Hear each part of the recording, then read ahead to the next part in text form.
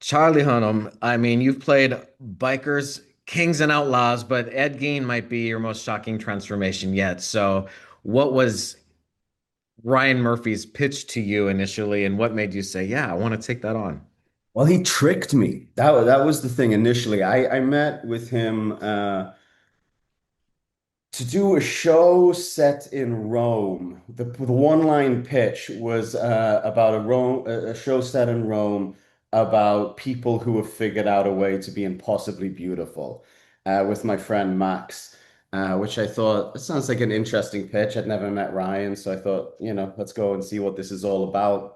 And he came down about 10 minutes late to our meeting in this sort of like creative possession, like he'd been working on Gian all day and just started talking about Geen. And so I thought, it was just a great creative discussion and insight into his process. And he was so enthusiastic about it.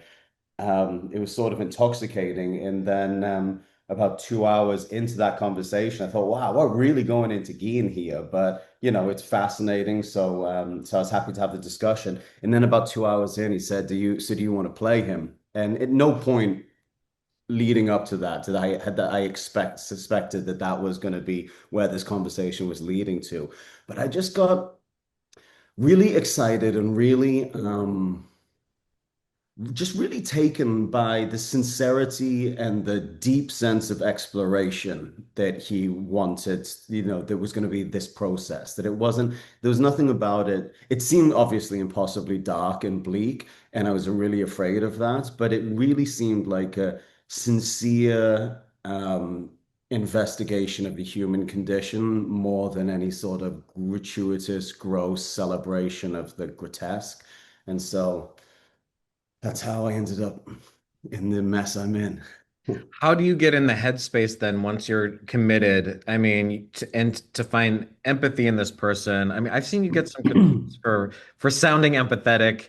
I mean, but that's the job of an actor, right? I mean, that's the whole point is, I mean, you have to find empathy within something in order to sort of get into a character.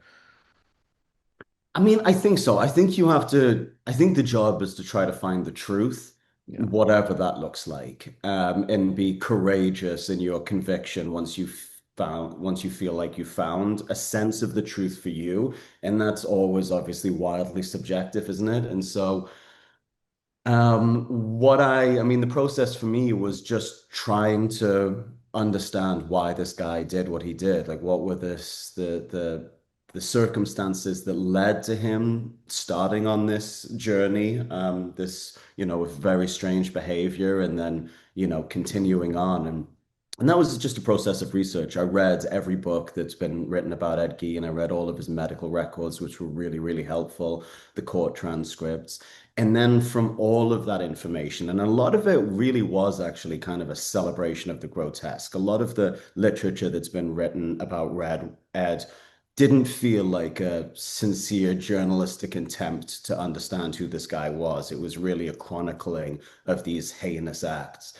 But just slowly but surely, as I went a little crazy just reading about him endlessly and trying to understand who the man was, this sort of picture started coming in to focus. And I did feel a degree of empathy for him, which I wasn't looking for by any means. Like I said, I was really just looking for the truth. But between his mental illness and the abuse that he suffers and the horrible isolation that he was left in, there was certainly a sense of tragedy to this character. And if not, certainly by no means condoning, I never felt that was empathetic to what he did, but I started to develop an understanding at least of how he got there.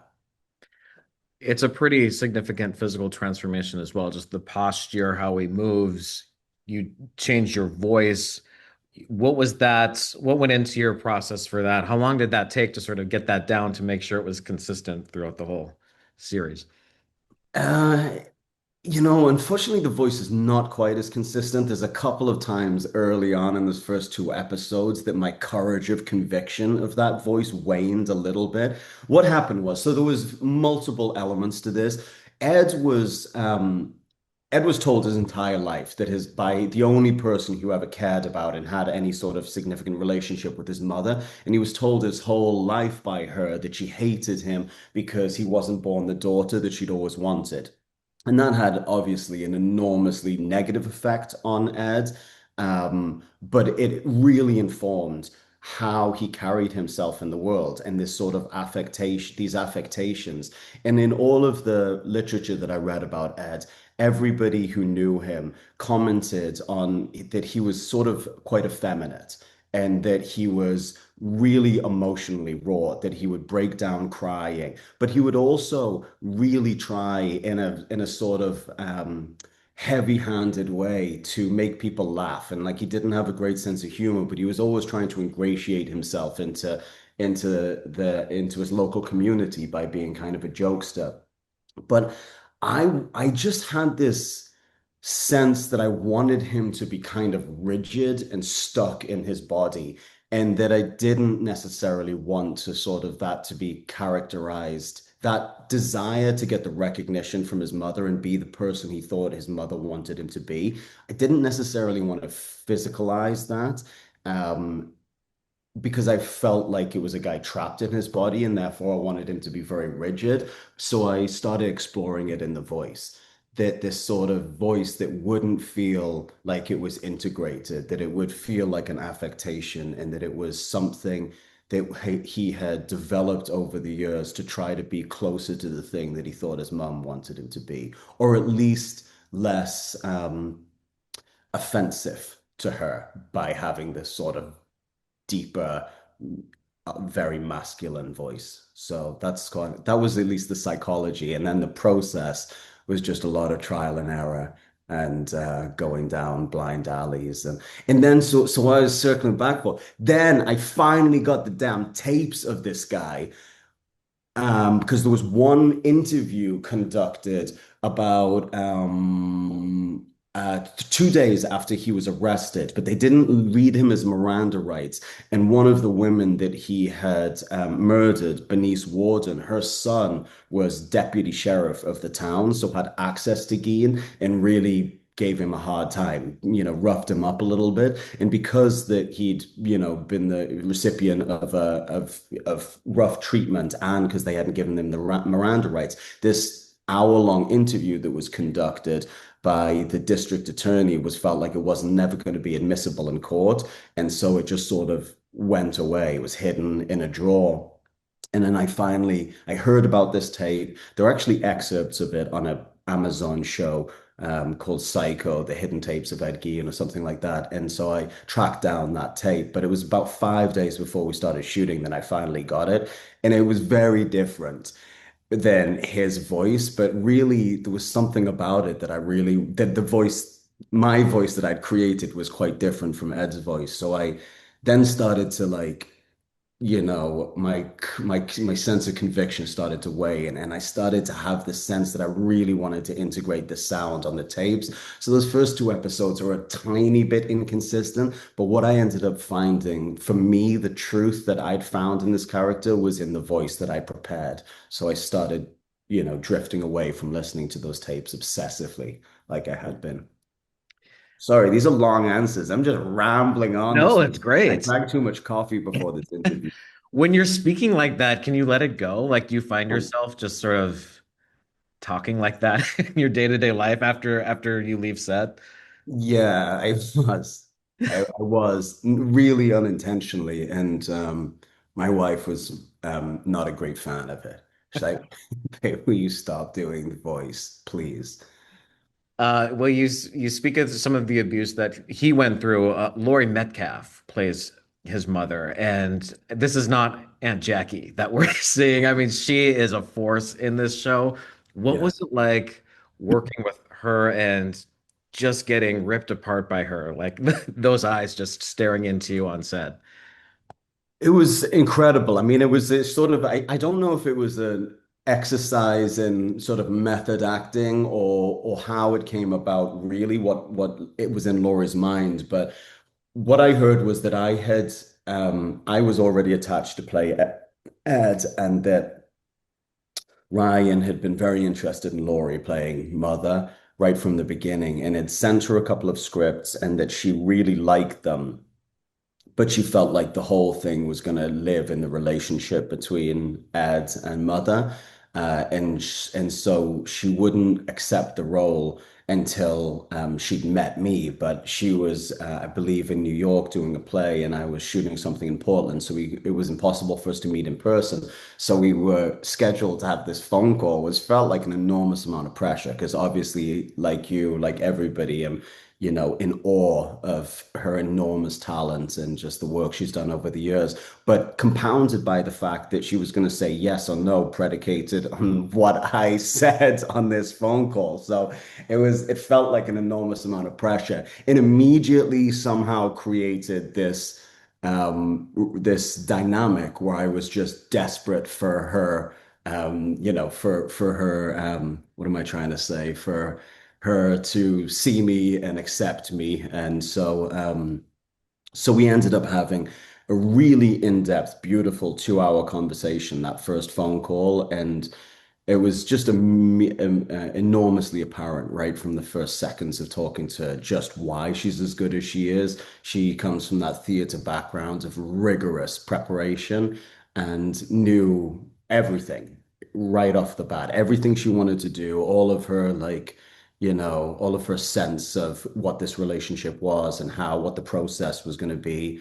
And it was great. It was great. And it continued to be great. But that was just like a really sort of peak moment to have that 2 hours with her. And by the end of it, I realized actually that it wasn't just about vetting me, that she was actually really terrified of the material and was only able to have read the first 2 episodes. And so there was like a leap of faith. And I said, I signed on without reading any episodes. I just jumped straight off the cliff with this thing. And she said, all right, well, I'm going to jump off the cliff with you. I mean, you're put in a lot of uncomfortable positions in this as well. I mean, just the relationship between those two, and then just Ed's character. I mean, you're wearing women's garments, you're putting skin masks over your face. Was there any moments that you were like, oh, this is like a little far for me, but you just have to go for it? Or was it all just sort of in jest for you? Did it feel natural? It certainly didn't feel natural. No, it felt incredibly. Poorly put. Yeah, no, it felt incredibly uncomfortable. Particularly I mean, the women's lingerie stuff was totally fine. I mean, that was sort of kind of fun to look sexy in lingerie or try to look sexy like that. That part of it really didn't bother me, but there's just a consequence. I mean, these are real people, and I felt very confident that in the writing, there was a respect and sensitivity to the subject matter and sort of an understanding that we were telling stories of people who really, suffered as a consequence of Ed's actions and Ed suffered. But, you get to these moments where you're actually, making love to a corpse or wearing a skin suit of, female flesh. It's incredibly uncomfortable. Um, but I just constantly had to focus on trying to understand what the experience was for Ed.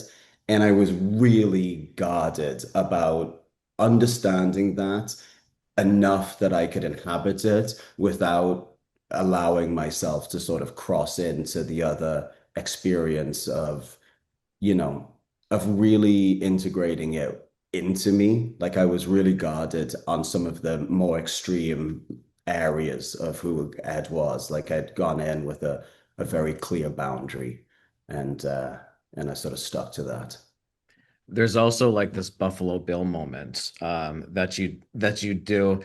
Um, were you familiar with like his impact on film as much before this? And did you find yourself thinking, "Oh, Silence of the Lambs," Texas Chainsaw?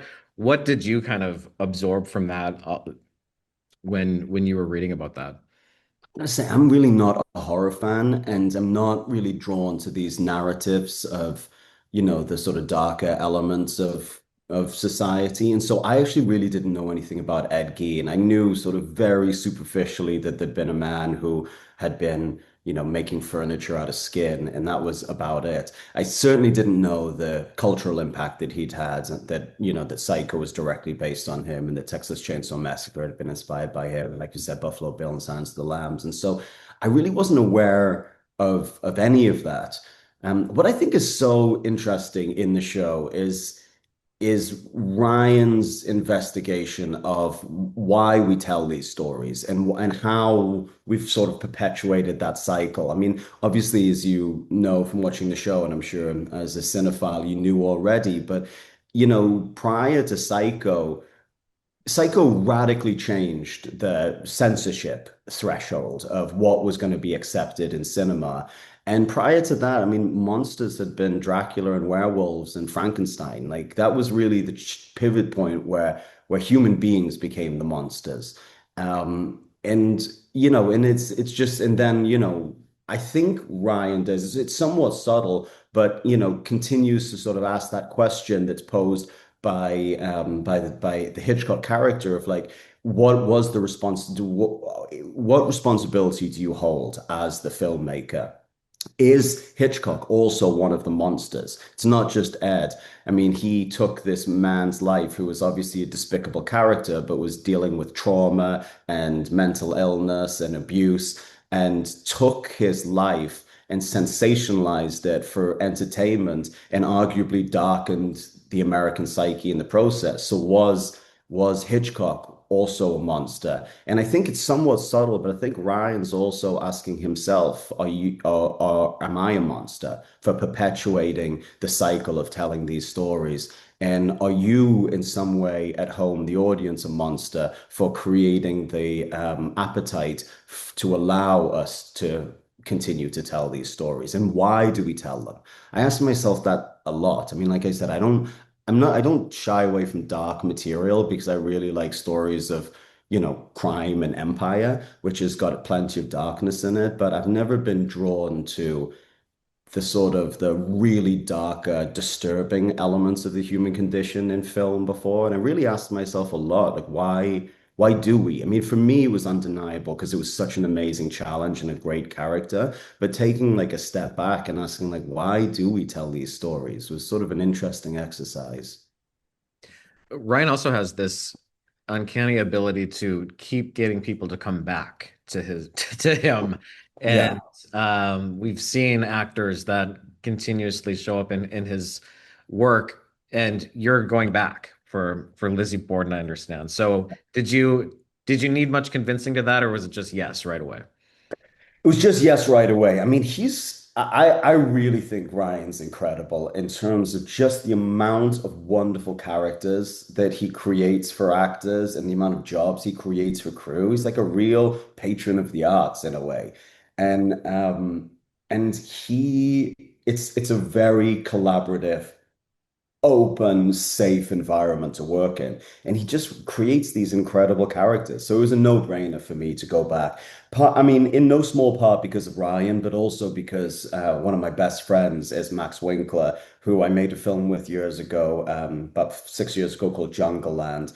And then he was the executive producer and directed 6 of the episodes of the Ed Gein season, and he's executive producing and directing most of this. And that's like this first time that I've had that kind of like dream scenario of peer-to-peer filmmaking. There's no real like the traditional relationship of director actor. We've developed a bunch of projects together as writers, as producers. Like that's kind of like two filmmakers trying to figure it out on any given day together. And Ryan has an enormous amount of trust and respect for Max. They've been working together for quite a while. And so there's very little oversight. Actually, Ryan's incredibly involved, obviously, in all of the development and script development, and very involved editorially. But actually, in the shooting portion of the process, he really just left Max to run with it.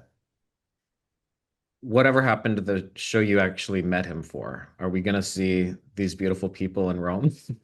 What what Yes, happened to yes, that? it's the show that he's doing with Evan Peters and Ashton Kutcher. It was Okay. it was that show. Um, so yes, you will. What's in the works? Um, Yeah.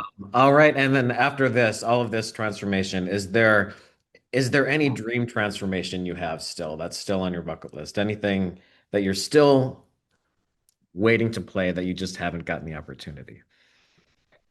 I have. I'm sort of a little guarded to talk about it because I feel like these ideas are just, they're precious. I'm a writer also, somewhat successfully in that I've, actually sold several screenplays. I haven't gotten any of them made, so I sort of am hesitant to call myself that successful of a writer. But I'm writing two projects. I'm writing a TV show for FX, which is not guaranteed to be made yet. We're just in the development, the first early stages. But then I have a dream project that I've been researching for a while to play a historical figure that will require a lot of transformation, be very different than anything I've done before, but like a great dream of mine. So I'm putting a huge amount of energy and hope into getting that thing made. But I don't mean to be overly coy, but it just feels so precious right now. And he's a well-known person, and I don't want anyone else to get the idea and then be in competition with me.